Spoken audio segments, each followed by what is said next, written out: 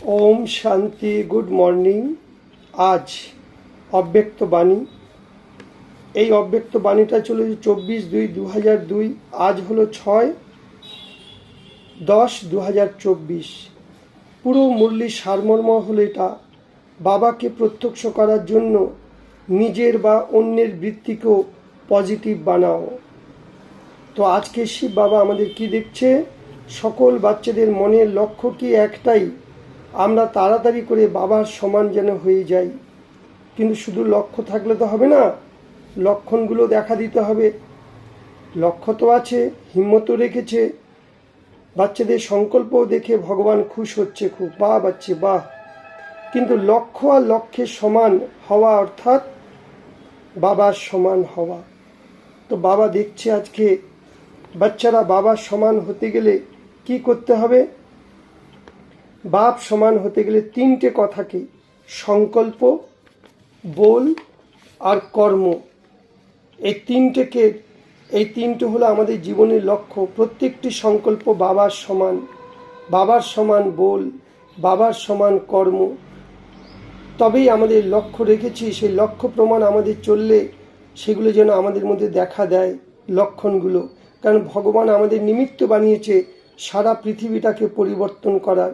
তাকে আগে নিজেকে পরিবর্তন হতে হবে, তবে অন্য আত্মাদেরও আমরা কল্যাণ করতে পারবো। এর জন্য কি দরকার? বৃত্তি। বৃত্তি মানে কি? বৃত্তি কথার অর্থ হলো প্রত্যেক মানুষ, সে যতই খারাপ হোক, তার প্রতি শুভ ভাবনা, শুভ কামনা, তার প্রতি ক্ষমার ভাবনা। যদি ভুলও করে তাকে দয়া করো, ক্ষমা করো।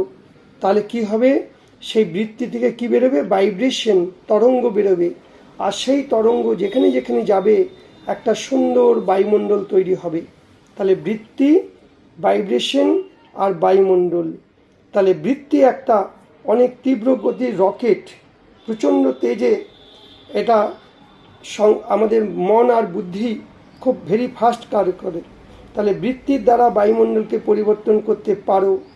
তাহলে তোমরা যেমন আজকের লাস্ট জন্ম তোমাদের, এখনও দেখো মন্দিরের মধ্যে কাদের পুজো হচ্ছে? তোমাদেরই পুজো হচ্ছে। ওই মাটির মূর্তিগুলোকে, ওই দুর্গা, কালী, লক্ষ্মী, সরস্বতীকে আমরাই। তারপর তাদের থেকে কি বেরোচ্ছে? শুদ্ধ ভাইব্রেশন। ভক্তরা সেখানে পুজো করতে যায়, তার থেকে কি বেরোচ্ছে? চৈতন্য মূর্তি থেকে ভাইব্রেশন বেরোচ্ছে। বায়ুমণ্ডল কত ভালো।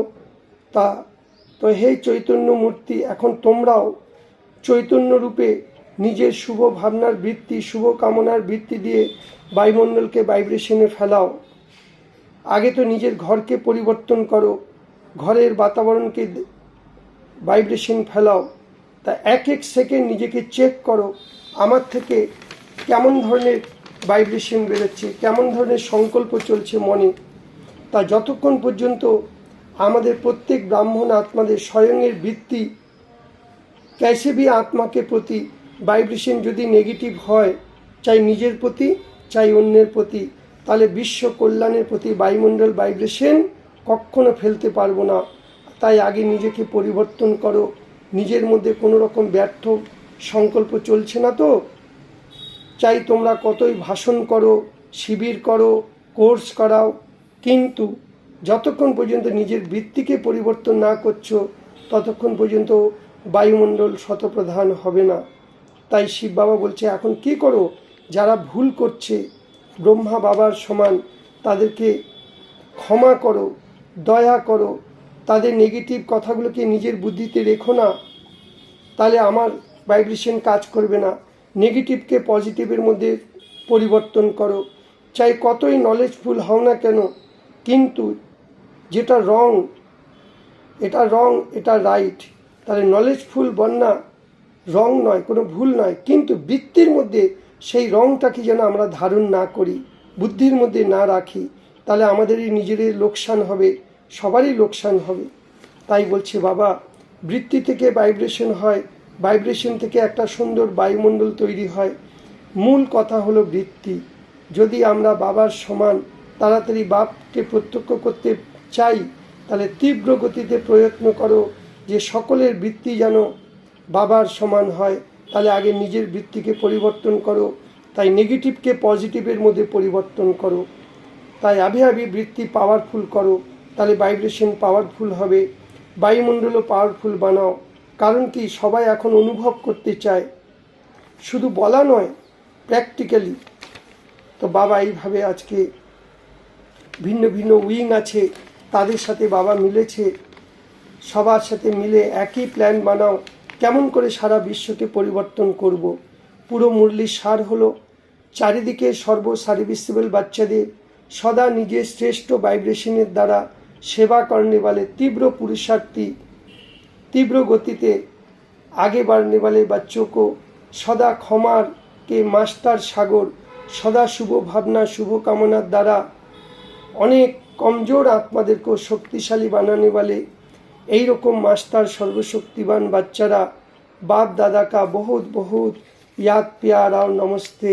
আমরাও জানাই বাপ দাদাকে নমস্কার। আজকের বরদান সময় প্রমাণ, প্রত্যেক কাজে সফল হনে বলে জ্ঞানী তু যোগী তু আত্মা ভব। জ্ঞান কথার অর্থ কি? সমঝ, অর্থাৎ বোঝা। ভগবান যে কথাটা বলেছে সেটা আমি প্র্যাকটিক্যালি পালন করছি। তা যদি পালন করি তাকে বলা হয় সমঝদার। সমঝদার তাকেই বলা হয় যে সময় প্রমাণ, সমঝদারিতে প্রত্যেক কাজে সে সফল হবেই। সমঝদারি কি নিশানি কি? সে কখনো কোনো কাজে ধোঁকা খাবে না। আর যোগী আত্মাদের নিশানি কি? তার মন আর বুদ্ধি ক্লিন আর ক্লিয়ার। তো যার মন বুদ্ধি ক্লিন ক্লিয়ার, সে কখনোই এটা বলবে না জানি না আমার দ্বারা কি করে ভুল কথা হয়ে গেল, ভুল হয়ে গেল, এরকম শব্দ কোনোদিন জ্ঞানী যোগী আত্মারা বলবে না। কারণ তারা জ্ঞান আর যোগেরকে প্র্যাকটিক্যাল কর্মের মধ্যে ধারণ করছে। স্লোগান, অচল অডল সেই থাকতে পারে যে আদি আর অনাদি স্বভাব সংস্কারকে বারবার স্মৃতিতে রাখবে। সেগুলো কি? জ্ঞান, পবিত্রতা, সুখ, শান্তি, আনন্দ, প্রেম, শক্তি। এই সাতটা গুণকে যদি বারবার মনে রাখে